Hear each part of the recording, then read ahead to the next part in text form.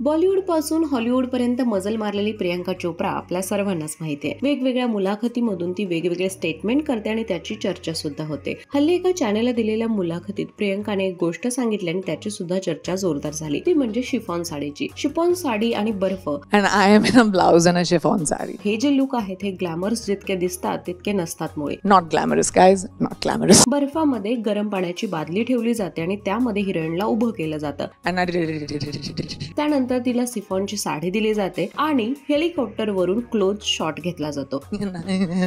I'm saying the lines like this. उसके ऊपर से helicopter है ऊपर, हाँ? Like this. Meanwhile, my co-actor is trying to keep me warm. ते टीव्हीवर दिसायला किंवा स्क्रीनवर दिसायला छान आणि ग्लॅमरस दिसत असलं तर रिअल मध्ये ते ग्लॅमरस नसतं. It's not glamorous. Not glamorous, guys. Not glamorous. असं तिनं सांगितलं आहे. And there's a hot water की balti under my sari so that it's hidden from the helicopter. Not glamorous, guys. Not glamorous.